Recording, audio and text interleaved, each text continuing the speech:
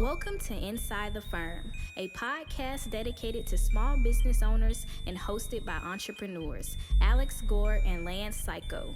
Each week, they take you on their journey of how to start, run, and grow a business by bringing you inside their architecture and real estate development firm. Get a behind-the-scenes tour of how these business leaders manage their clients and foster company culture while creating new and innovative projects. And now your hosts, Alex Gore and Lance Cayko. Welcome to another edition of Inside the Firm. I'm your host, Alex Gore. I'm here with our co-host / other host / hostess with the mostest, Lance Cayko. We have a great show for you today. Warren Buffett is our guest for Reads. Yep. He'll be reading it in person. All you got to do is get him some, like a Diet Coke, and he'll read for you. And he shows up. Every time you open up a Diet Coke, Warren Buffett shows up. Why don't they do that commercial? You know, every time what an alliteration. Yeah. That was good. Every time you open up a Diet Coke, Warren Buffett shows up. Bam! Okay, I take a cut of that. We'll be here all week. Yep. Great show for you today. But before, if you want to revamp your firm, learn Revit skills, become a builder, extend the money coming into your firm, go to buildabetterco.com where all of those are grouped together. Check out the training there. Watch it. I guarantee that of itself will spark some thoughts, change the way that you do business. And if you want to continue to grow from there, there's a way to reach out to me via email / that probably captures your email anyways. So that works out too. Buildabetterco.com. Watch the training. ARCAT stands for Architects Catalog, but it also stands for no registration, no sign-ups, just instant access to thousands of free CAD details, specs, BIM, and product information. It's the easiest way to get the resources you need without the hassle. Visit arcat.com today. That's ARCAT.com today and get started. No strings attached. Al Gore. So my first thing is stocks are going up. Dude, my portfolio is nice and green today. it actually, last week was pretty awful, I will tell you. Yes. Pretty bad. Stocks are up. Optimism is up. Oh, yeah, we're up bigly today. Bitcoin's at 102,000. I'll tell you why. Why? Last week, stocks were down. Things were red. Mm-hmm. The job report went up. So the job reporting went up. So people were afraid that meant that they were going to not do interest rates lowering for even longer. So stocks went down because once we lower the interest rates, then thus more money gets let loose, more people can buy houses, the economy is more greased, more things get built, right? What then happened this week and why the stock shot up is the inflation report came in. It came in slightly higher than before. So like whatever it was. 3.1 to 3.2. It's all funny numbers anyways, but slightly higher. Yeah. They took that as positive signs because they thought it was going to come in way, way, way worse. They thought inflation was going to turn back up, but it did not turn back up. So then the stocks reacted to that. I also think it's reacting to, two more things. One is a lot of people sell stocks right before the new year, and I did it too. They sell their stupid stocks that haven't made them any money because they don't want to be taxed as much, and they keep their bangers, right? They keep NVIDIA, and they sell Norwegian Cruise Lines, right? No offense to either one of those. Yeah. So now it's a new year, so they're like, okay, we can put money back in. Also, Trump's coming back in. People are shifting. He's a hype train. He's a hype train. He's a hype train. He's our hype man. He's my hype man for this year. He's a hype I'm man. pumped.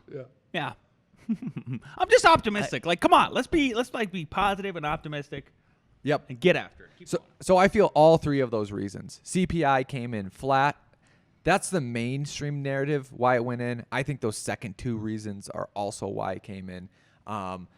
The expectations for January 29th Fed meeting is that they will not raise interest rates. I think they skip February and go to March. It doesn't matter. I don't think in the first 3 months. They'll lower it, you mean? Yep. I don't think in the first 3 months they are going to lower anything.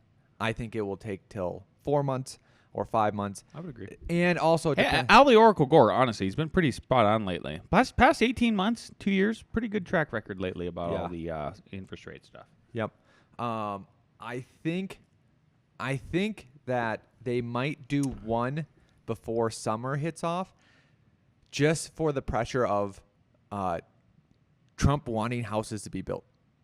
You know what I mean? And the government can happily put taxes on people to then get more money for their funds to build affordable housing, but yet that still makes housing goes up because it doesn't solve the actual problem. Yeah, whatever. But lowering interest rates will spur more housing growth. Yeah. So that's it. I'm excited to see the executive orders on day one, honestly, because that's how he can hype instantly and just start people moving in the right direction, in a direction where it's like we're stripping back some regulation, opening up the markets, and greasing the wheels. And okay, I got a question for you. I don't know the answer to this. Remember last time the executive orders were, and it was like a spectacle. Do you know what time the inauguration is? I don't know. Baca knows. But it's on Monday. Yeah. So is day one? Let's say he gets sworn in at 1 Let's or look it noon up right now. Jeez. Yeah, Keep yeah. going. Yep. I'm pretending it's noon. I have no idea. Is day one literally like he walks into the White House, sits down, and starts signing stuff, or is day one the next day? Because I know that later in the evening, the president. It's the next day. Yeah, the president always goes to party. And then hopefully he does the fake news thing again. Come on. What's the fake news thing? Remember he was yelling at CNN on day 1 or day 2 and like, you are fake news. It was iconic. Remember that? It was so good. So good. I think Tuesday is what you're really looking for, because I'm pretty sure you're right. Like the whole inauguration is. It's an ordeal. It's a whole day, and then there's a ball, and did all you of say that. what time it was? It doesn't say. Information. Doesn't really say. Holy Jim cow. Acosta? What are we even on here? Time? Yeah. There was this, just to inject some humor into it. Schedule. There was a list. It was literally probably 30 points long, and it was who got this right. Oh, there was. The news media or conspiracy theorists. Swearing. So he'll be sworn in at 10 a.m. Yeah, 12 Eastern. Mountain Standard. Yep. Yep, 12 Eastern. Yep, so noon Eastern. Noon Eastern, which is where everything starts, right? Eastern. I think afterwards, at 1 or 2 p.m. Eastern, I think he's going to sign like 5 or 6 things. Just, I that's what I think. I hope so. So.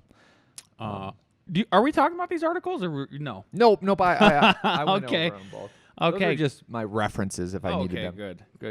It looks like it's you again, Mr. Gore. Oh, okay. Oh, no, wait. Warren Buffett reads. Okay. You already want to save that, or do you want to do Boco? Let's do Warren Buffett reads at the end. Okay. he hasn't got here. I haven't opened the Coke. Oh, I'm sorry. Yep. Moving him to the end. Warren, just Sorry. wait. Keep going. Okay. Boco, good co or bad co? Boco is Boulder County. Yeah. So there's. I'm gonna pull this up. Can I at least pull this up? All right. Yes, because I'm gonna read from this, Lance. Oh, but okay. first, I'm gonna set it up. Lance and I heard, and we know of this because we're advising our clients and we work in Boco. They're doing a 6-month moratorium, and the reason that we just heard was they want to address affordability, and I immediately went negative. Is like, okay, so you're gonna. You stop the process / slow it down. And the real problem, Boco has a very long process, and they also buy up the land, and then they're also very restrictive. So, how are they going to solve affordability? So when I read this, Lance, so it says commissioners approve temporary moratorium for larger houses pending regulation changes, right? If you go back down to the possible land use code changes. Right here. Right? So before you read that, Lance, just look at me, just so you don't get biased. Were you of the same boat? Were you of the same boat of me of are you really going to address the issue that you keep buying up the land and your process is really long so only rich people can go through it? Well, I mean, if there's any proof that Al has some inklings to being on the spectrum, it is his fixation on open space. I'm okay with it. Have you looked into the numbers? Have you looked into the numbers? Multiple times. Well, we were even going to do a kind of a thesis on it or something at one point. It's just crazy. But yeah, I'm just okay with it. Well, no, but you also... I know the problems associated with it too. I get it. Yes, but you But accept then that. I went to Fargo. Hey, man, as somebody who's been to Fargo 20 times in the last 2 years, they should put a growth ring around that city. I get the growth ring stuff.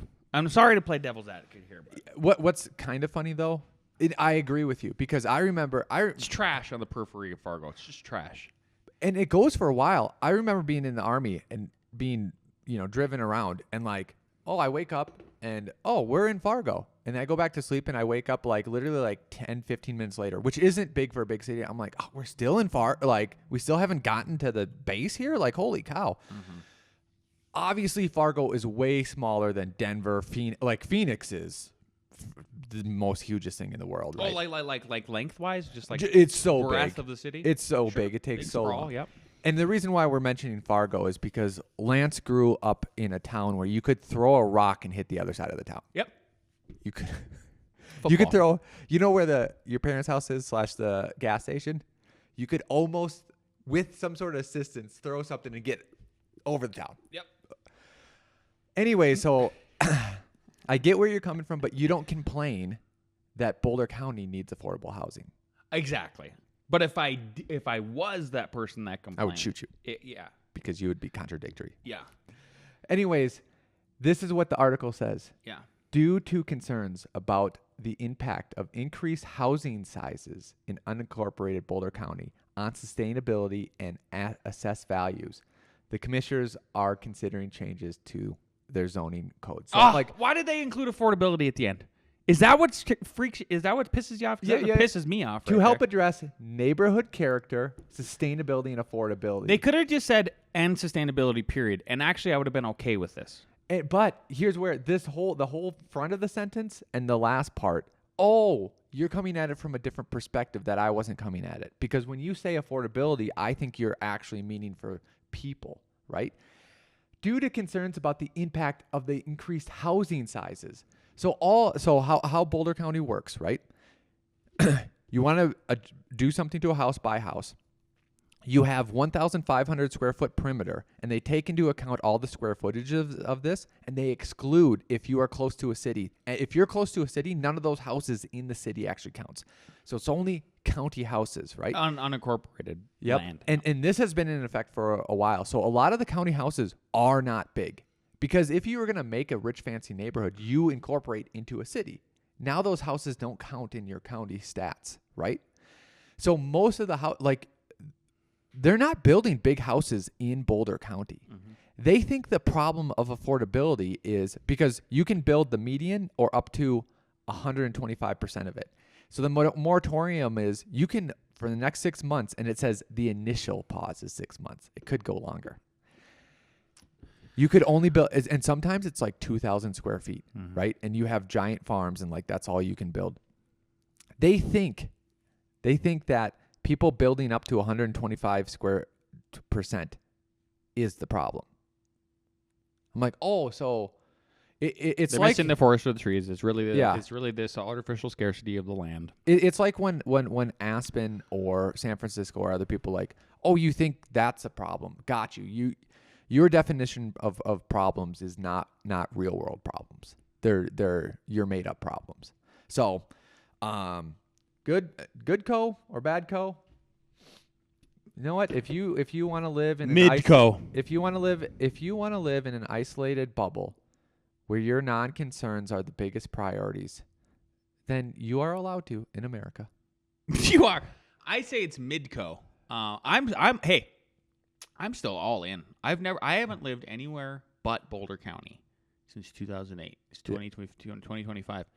I didn't give up on you, Boulder County. I still love you. Al went and moved to America. He went to East America. I'm in West America. Yeah. Like, I'm still looking at land right now. Yeah. In Boulder County to buy. So, anyway, I like it here. You know what? People will shit on my America because it's in a county. I like it. I can walk to a grocery store. I can walk to many parks. I can walk to the playground that the school is in front of my house. I have a big backyard. What's your walkability score? Oh, you look it up so then we're not giving out where you live and stuff. But I'll tell you what my walkability score is here. And I want to. You haven't walked my neighborhood. Not to the extent you have, clearly, yeah. Right? Lance, we can walk to the library, and we have walked to the library. We can walk to the police station, which we have also done. We can walk to this big central park, which is there. So if my walkability score is low, this is fugazi. This is disgrazie. This is fake news. Oh, God. Okay, hang on. I think mine's 72 here. Okay. Oh, mine's 77 where I live. 77. Let me describe it. 77. Very walkable. Most errands can be accomplished on foot. It's true. Every day I walk to the the liquor store, go get some wine, or like go get some groceries. I don't buy that it only gives like a transit score of 38 because there's a bus stop right by my house. It's very bikeable. I agree. They said I would have because I'm not close to a park. That's why I don't get about 100. Yep. We're outside of the radius they want for like the park. What do you get? So Come on now. Besides, I'll tell you. Besides the grocery store, I can walk to a Thai restaurant, a Mexican restaurant, an American bar. On my jog, my jog on last Saturday. The start of my jog is so easy that this is so close. I stopped and got a haircut before I even got sweaty. Shut the front door, Al Gore. Yep. So knowing all that, you can't even walk to the library, right? I can't. Yep. I will agree with that. Everything you described. Yes. Except for the library. Sure. Yep. I can't do that. Like I can go to the restaurant. Matter of fact, last night I did take out. I just 2 seconds away. And I also agree that you have buses here. Not that you ever want to ride them. Bummed, right? All that. I just got to give another shout out. We can and have walked to the sledding hill, and it also has a disc golf. For golf. Yep. Yep. Come on. My walkability score is a 26. This is Fugazi. Disgrazia, fake news. They see a suburb. This is what I'm talking about. They see a suburb and automatically knock you down. Yeah. Not only. Gosh. My kids, we chose to go to the charter school, which is literally in the next neighborhood over. But the elementary school is in front of our house, right? The middle school is in our back. Like, there's a path to it in our backyard. Kids walk to both of them all the time. So, I don't buy it. Yeah. See, the parks kill me up here. That's what kills me. Oh, I got so many parks. Anyway, all right. The firehouse is also in our neighborhood. Yeah. It's crazy. We got off track. Let's get back on track. I wanted to bring everybody actually inside the firm and talk about. I wanted to show everybody just again, sort of a callback to last episode. Last episode we had a. Oh no, where did it go? I had let me find it here real quick and then I'll pull it up. We have one of our newest and greatest clients. He sent me some AI renderings. Is this where it is? I couldn't find them in yours. Because you were looking for them, right? I was. Maybe it's client in. Might be. That's client. the first place I looked. It might be client in. Nope. Uh-huh. You're terrible. I know where it is. I know where it is real quick here. Where it is it's in my email, and I need to find it. Yeah. Give me 1 sec. I got to show you guys because I want to show you the initial, just to how far we've come with this design and the part of the segment I have here. Let's see here.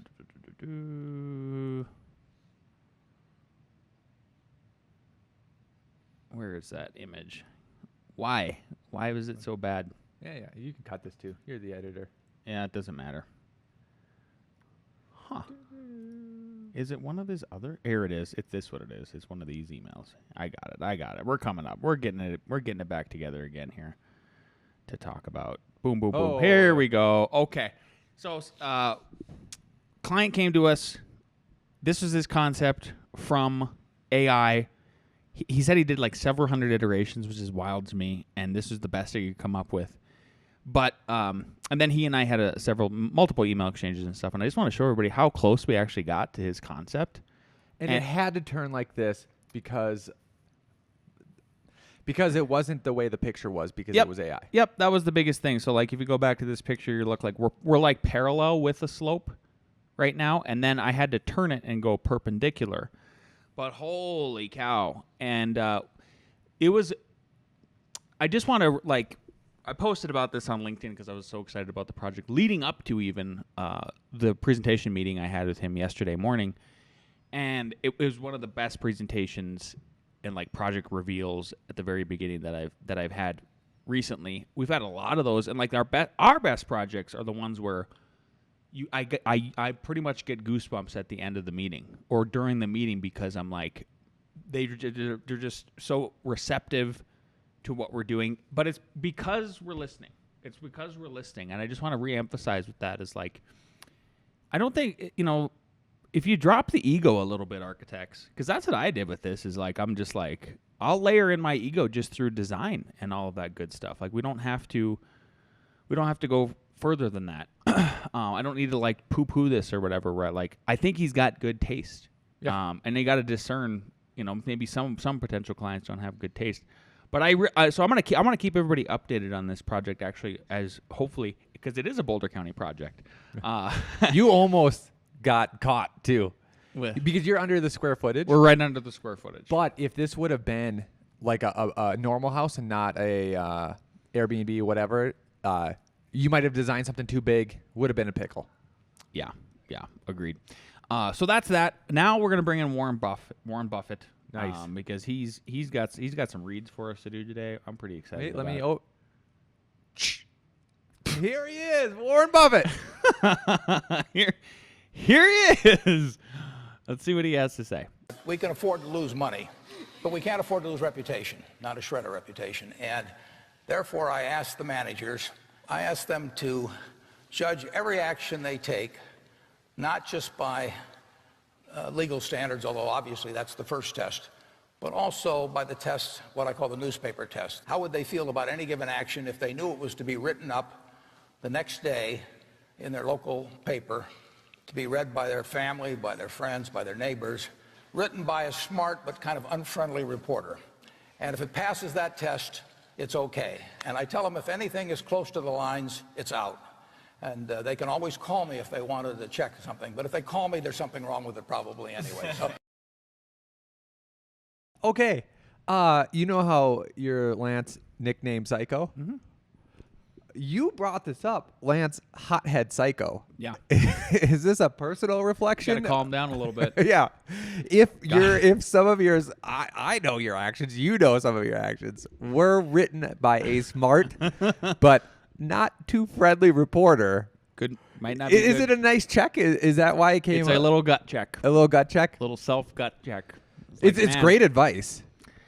It's the truth. I mean, we have worked real hard the past 15 years, and our staff has to get the kind of reputation we have online.